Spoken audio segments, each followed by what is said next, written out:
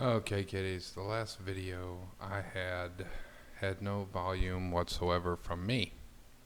So let's have some fun with this. Rogue system, this is your startup. Pretty easy to do once you get the hang of it. Want to get in your seat, lock yourself in. There are a few things worse than flying out of the seat. Okay. We need power, so battery 1. And you're going to acknowledge that fault. You're always going to get it. Always. You want to allow the charge and tie it into the bus system. I go ahead and just kick battery 2, tie it in as well, set it to charge. That way, once you get off of station power, you're going to go ahead and start charging automatically. Next thing we want to do, warm up your LEN. If you don't warm up your LEN, you're not going anywhere.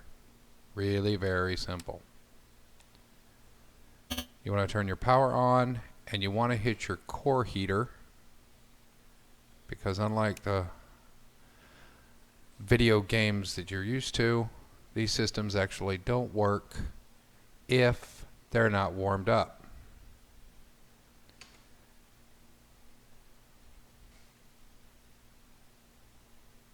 And you want to fire up your comm system.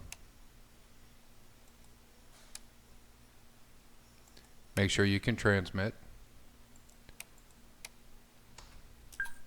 And you want to say hi to the station. Make sure that as soon as you get in here and you get your battery system up, you go ahead and lock into internal power, because as you can see, your power starts to drop. You're still running on battery a little bit, not as much, but you're going to need that power. Alright, let's talk to the station one more time, and we're going to go ahead and get departure clearance. That's going to set you up to go ahead and undock as soon as we're ready to go. And while we do that, you want to go ahead and start firing up your other systems. First, you're going to need your RCM system. Without this, and all your bladders pressurized, you're not going anywhere. And I mean anywhere. Trust me, I learned this the hard way. Once those are done, and you can look and see, temperature's up, then you're going to need your TMS system. Fire up the power. I always throw my switches back down just because. Now, the real kicker here, as you are firing up each one of these loops, you're going to pressurize the bladder, and you're going to have to wait for it to pressure up. As you can see, let it get to 100, and then you can go ahead and turn on your pump, set your flow rate. Always set your flow rate to normal, and I always turn on the laser cooling system. You're going to do the same thing with number 2. Pressurize the bladder, and there it is. Same settings, otherwise you'll overheat. Trust me, I've done it. Not fun, kind of freaky, video game or not. Now, as you can see, your core heater's blinking blue. That means your power's up, the temperature's up to full. I always turn my MTS system on first though, because your internal environment runs off MTS. I like to fire up as many of these systems as possible on station power, so I'm not killing my own juice. Let's go ahead and talk to the station and let them know we're ready to initiate the LEN.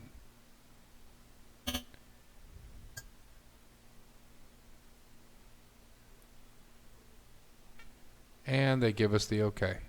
So validate your reactant and fire that puppy up. Now what they don't tell you is you can click this thing again 2 or 3 times and actually change, as you can see, from tank 1 to tank 4. I like to put it on tank 4. Your MTS system, you're going to do the same thing. You're going to validate your propellant. You're going to hit the injector.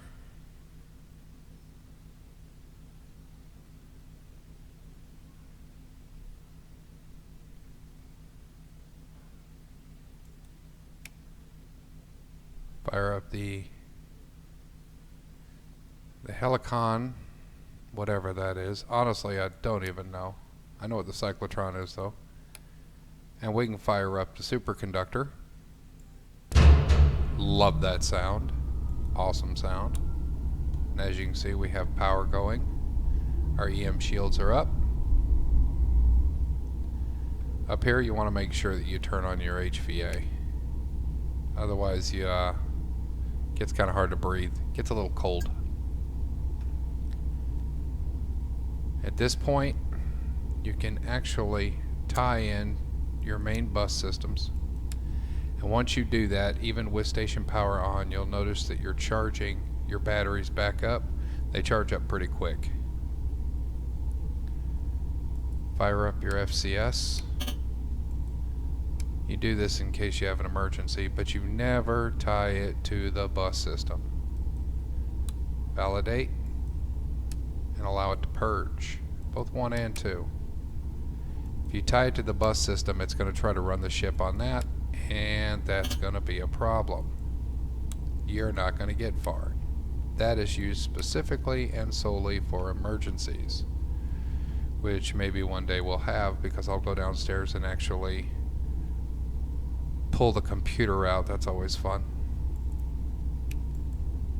Fire up your MES so that you actually have throttle power.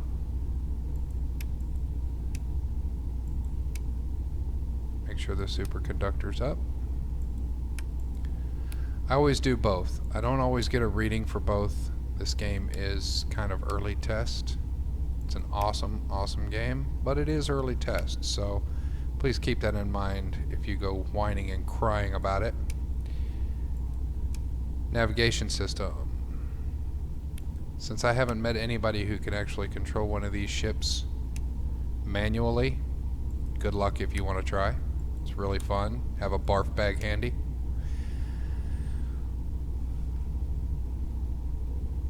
Alright, everything is up and running. We're still on station power. You'll notice your cores are still low heat. That's only because they have to warm up. They take forever. Your ports.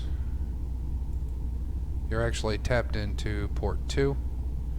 That is your docking target because port 1 doesn't do it. You're tapped in on the back of the ship. You want to enable the power. Let's get a pretty little view going here, shall we? Oh, looky there, looky there, looky there. Big, huge ball of gas. Awesome.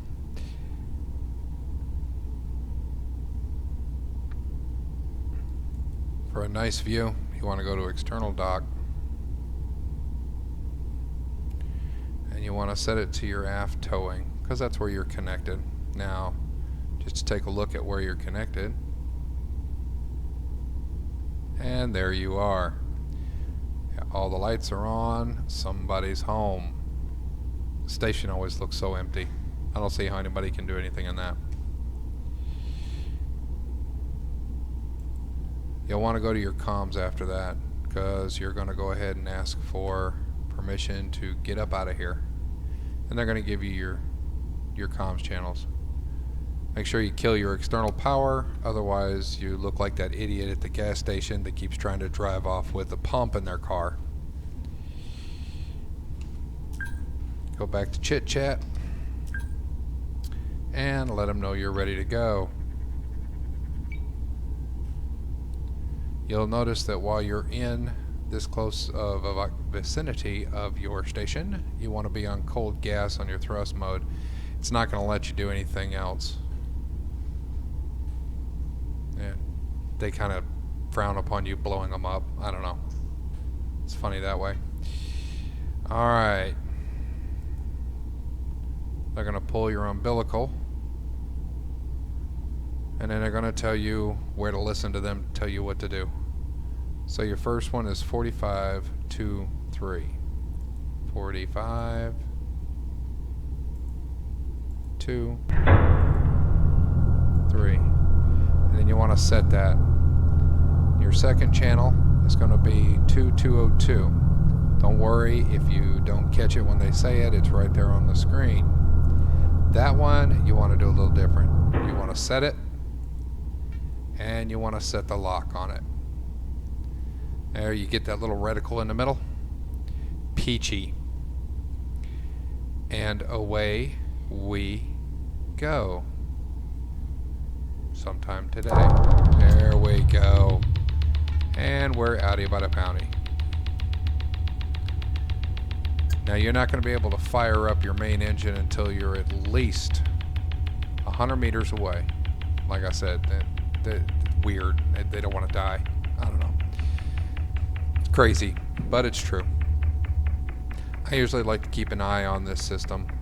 I like to keep an eye on the station until I'm out far enough. Your RNG, that's how far you are. And now we are 100. Oh, my bad, it's 200. You want to go ahead and prepare to fire up your MTS because it's a really cool sound. And boom, they're going to say, hey, fire up, go away, fantastic.